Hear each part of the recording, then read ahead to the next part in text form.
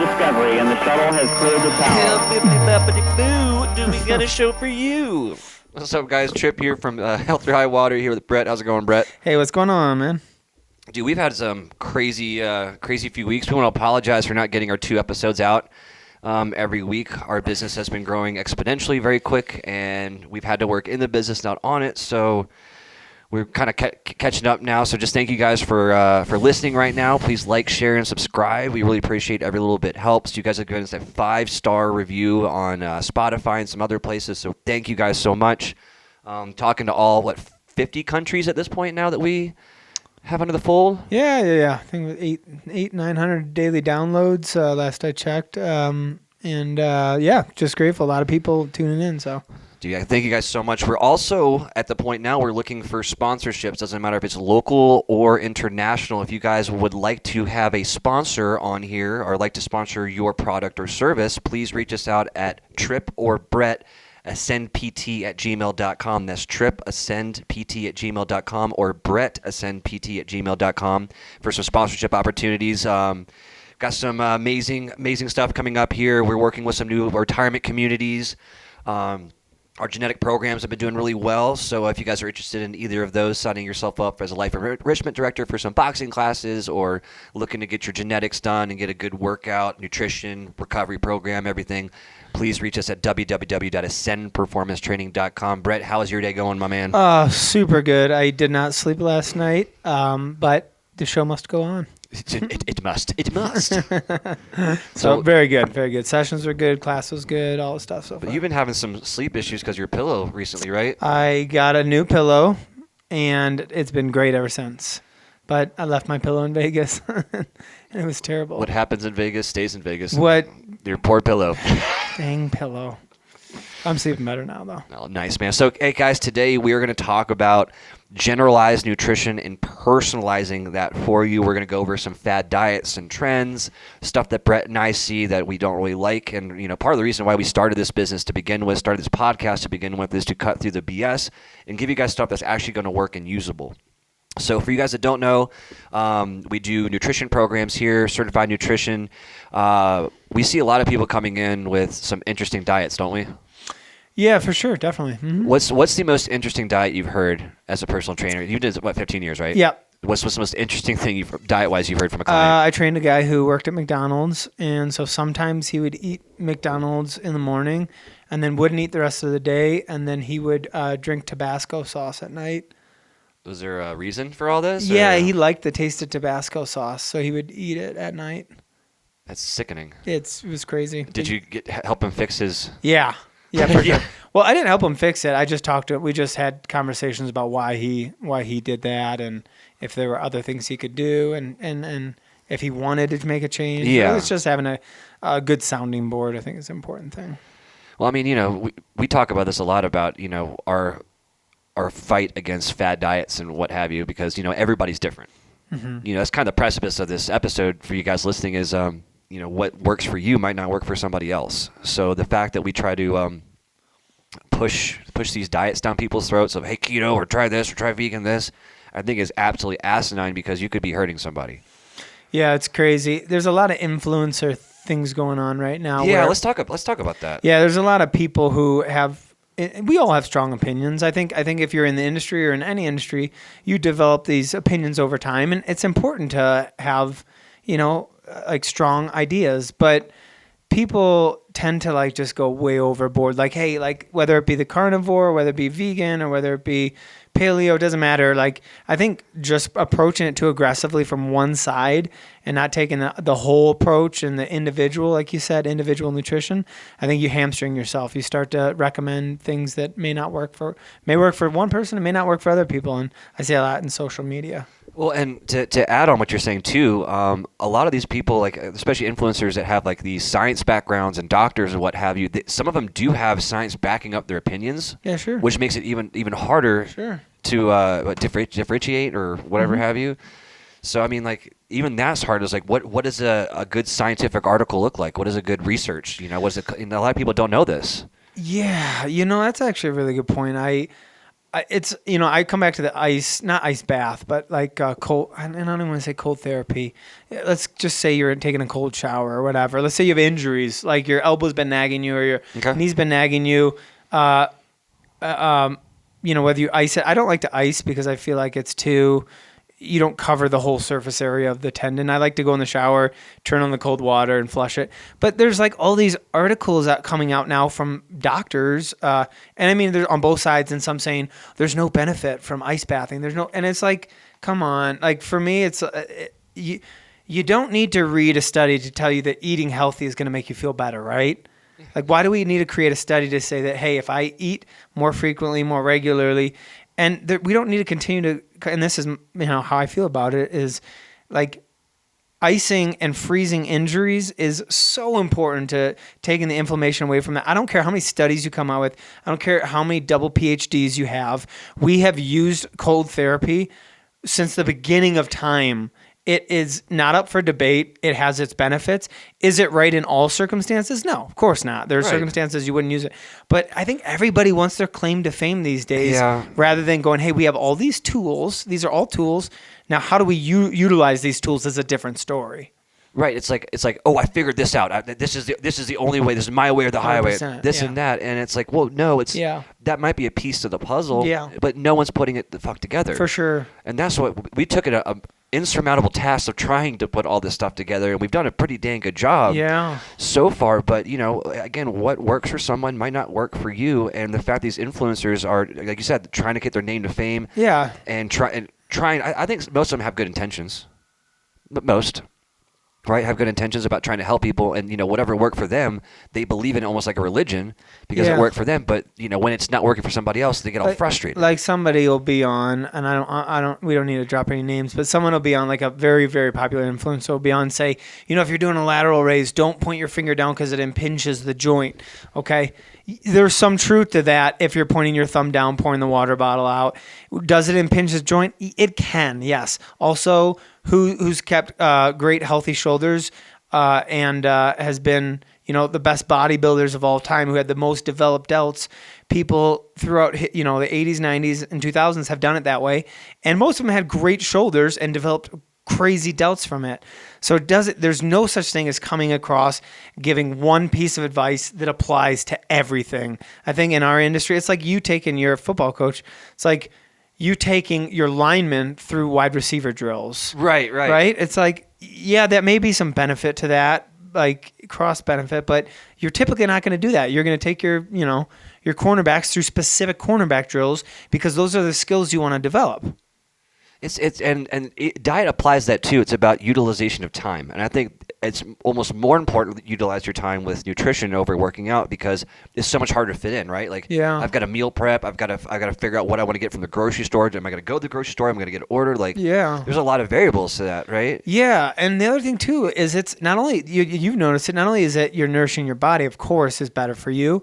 And you're controlling the ingredients that go in your body, better for you, cheaper. You're buying your own meals, but also the most important thing is that you're allocating that time to meal prep, which is it's a positive activity. It's thinking about the future.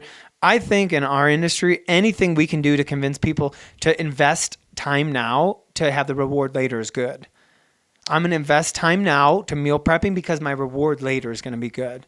Well, and that kind of speaks on the episode of Discipline we just did. Right. Oh, 100%. Kind of going back on that is, and we'll refresh you guys. Definitely listen to that episode on discipline if you're having consistency issues with working out or eating. Discipline for us is about, loving yourself so much tomorrow that you should treat yourself right today. For sure. Right. So that's the thing is like we're always in this position of, oh, well, I'll do it tomorrow. I'll get it done. I'll do it tomorrow. Or, we do it for 3 or 4 days and then we make one small mistake out of cookie and then like it falls apart. And then all that hard work you did for 4 days just goes to the ether. Yeah. To absolutely nothing. Yeah. Or when people are doing fad diets and trends, it's like, all right, Becky's doing a really great job with this. She's lost 20 pounds in whatever, how long. And then I'm doing it and I've gained weight. Yeah. So I want to dive in real quick. I did some research about, why do fad diets fail? Yeah. What's the before you do that? Yeah, what's the biggest thing you see with diets, like with people trying to, let's say your average person coming to you trying to eat better? Where are they coming from? What's their big flaws? Is it just eating whatever? It's information overload. Okay. Right, so they're like, well, this person told me to do this and that, and then I found this online, and then this is carbs and this and that, and it's like information overload. They're all trying to make their own decision up about what's healthy for them. It's like, well, I only had like one hot pocket here. I'm still in my calorie count. It's like, it's coming from a good spot. Like they're trying, right? But they don't understand what an actually healthy diet means because listen, you and I grew up in the food pyramid generation, right? And that shit was upside down by the time we graduated. Yeah. So there's all this information out there from social media, whatever they've had in their background. Take our parents, for example. What is their nutrition background? Yeah, it wasn't big back in Right. when we were being raised in the 70s and 80s. Nutrition was not talked about. It was, bread, I guess, like eat some bread and then eat have a meat in there. Well, look at the all-American breakfast, right? It's invented back in the 30s and 40s. They had a hard time selling pig stomachs, so they made bacon. It became a staple for breakfast foods everywhere, those kind of things. And then next thing you know, 25, 35 years later, there's this cholesterol epidemic, right? And then that's when you start seeing our parents. That's the first really big epidemic. You start seeing our parents like, oh, God, we've got health issues. Yeah. And that's when I feel like the nutrition really started to catch a train. It's like, well, what is it? The Atkins diet in the late 80s, early 90s, those kind of things started catching wind. And it's a great idea to, work towards a better diet for ourselves, for us, our next generation, but it's just not done the right way. Our industry is not standardized by any measure, right? So when we're talking about like fad diets, like why they fail, so here's a few reasons. So fad diets often focus on quick fixes or eliminating entire food groups, which is unsustainable in the long run. Right, so here at Ascent Performance, we teach moderation and what kind of things we could what's the word I'm looking for? Eliminate? No, it's replace. Replace. We can replace things. Like, if let's say you're on a road trip and there's only one McDonald's in 400 miles and that's the only food you can get. All right, well, I can get myself a Big Mac, but I'm not going to get fries. I'm going to side salad. Instead of a Coke, I'll get a water. Automatically a better choice, right? Number two, why fad diets fail. They often lack scientific evidence backing and maybe based on outdated or incomplete information. So stuff we talked about too. You know what I mean? Hey, listen, just because they have a scientific article doesn't mean, A, the scientific article is legit, or B, that it actually means anything, right? And then number three is the one-size-fits-all approach does not account for individual variations, metabolism, genetics, or gut health. So those, and again, we kind of talked about all this to begin with, but it's true though. All those are reasons why fad diets are not sustainable. Yeah. What's something like that the first thing you do or something you realize it makes such an impact on something simple that people do right away? Something simple. Yeah. Let's say I have someone, and I have quite a few people that are obese and have extreme issues with the food that they consume. The first thing I do is I work on portion control, right? Because as soon as if you work on portion control, you're working out, you're going to start seeing results, right? I'm eating less of the bad foods. I'm working out more. I'm getting some better sleep, and then I start tackling like what is a carb, what is what have you, and then that's when you start eliminating sugar. Yeah. Right, and it's kind of those small steps because for a lot of people you just give them a nutrition program, and then they're overwhelmed. It's slowly phasing people out of that old lifestyle that they're having and try to introduce them to something new. Like, hey, listen, once you start eating better, you're going to feel better. Yeah. You and I have that all the time. It's like we have a good meal. Like, oh, God, I am ready to go. Yeah, for sure. So that's kind of how I look at it. It's like just kind of step by step, small things. But portion is first because we eat enormous portion sizes here in America. Yeah, how do you, for portion size, like what's the easiest way for somebody? Because, different foods, like I've heard the plate analogy, like size of your hand or whatever. But what about if they're having, because they're having cereal for breakfast or oatmeal or something? How do you control all that portion size? Or like, what's the first step to that? First step is, the easiest step for people I work with is, you have like the smaller bowls and smaller plates at a kitchen set. I tell them to but hide the bigger plates and bigger bowls and only use the smaller bowls and smaller plates. That's a good idea. Because what's going to happen is they're going to see a plate that's full, but it's going to be half of what was on the original plate. So that their mind is saying, oh my God, like I'm getting that same amount of food. Because a lot of these people like are scared that, like, hey, listen, if I don't finish my food, I'm wasting it, or Sure. right, those kind of psychological issues going on, and those smaller plate sizes. The first thing that we can do, it's easy. What are your thoughts on? That's a good point. What are your thoughts on like activity versus nutrition? There's if like let's say you're running a ton or you're hiking a ton, you're gonna be hungrier, or you're lifting a ton. Like, do you want people to move more? Do you want them to eat better? Do you want them to do a combination of both? Like, what's first? Well, I think they play a part hand in hand. If you're eating really well, but you're not working out, like you're still not getting the full benefits of those healthy foods, right? Your metabolism is not there. But if you're just working out and eating bad, same kind of things. Check out or think about back in the day, dirty bulking. You remember that? Yeah, as many calories as you can get in, just for calories' sake. Yeah. Yep. And then their body would look like garbage. Yeah, for sure. And then they do a cut, and they'd be right back to where they started. It's just this constant thing. So it's just like for me, overall, it's just about treating ourselves better. Overall, you know what I mean? They're both just as important. Just like sleep's important. Proper supplementation is important. Not overusing supplements, making sure that you're getting tested what you need. Hey, I'm vitamin B deficient. It's like, well, get some vitamin B. So I think it's just about taking a smarter approach to this and just cut the BS out, man. Stop listening to all these influencers and all these other things. Like, find out for yourself what works for you. And the only way to do that is get tested. So and that's something we like to preach here is we don't know everything. Just by looking at you, I'm not going to know exactly. I can get close, get really close. But we don't know unless we test. Yeah, of course. Yeah, you gotta test. Yeah. And I mean, as being a trainer for the past 15 years, you have probably run into nutrition issues all the time. It's like, well, why am I not seeing these results here or there? It's for those people listening right now, what's something a piece of advice, something along those lines that might help them snap into wanting to eat healthy again and try some things new again? So I'm a movement guy. I want people to move first. Like, I want them to find activities they enjoy, get out there, whether it be hiking or joining a softball team or taking the kids out or whatever it is. Like, you could eat healthy all day, but if you're not moving and also I'm a lifting guy. So I think everybody should be lifting weights. Now, it doesn't mean heavy. I think an 80-year-old, we just came from a class where, 80-year-olds are lifting, but you're engaging those muscles. So that's the first thing. And then I think the food makes sense after that, because you're like, now you go, oh, okay, my muscles are a little sore. How do I repair them? Well, guess what protein does? Yeah. And then you go, okay. And then you're news for you. Yeah, right. And then you go, okay, I'm tired. I'm really tired. I go, when was your last meal? Well, I didn't eat breakfast because, this, that, the other. And I'm like, all right, guess what a carb is? So this is the best explanation ever. Yeah. And then you go down the line. And so, yeah, that for me, it's more of an experiential thing. Like, I feel like they have to experience what it's like to have that, like, eat well and to be like, man, I feel great. Okay, I want to have that. And then I think it's just all, one big picture together.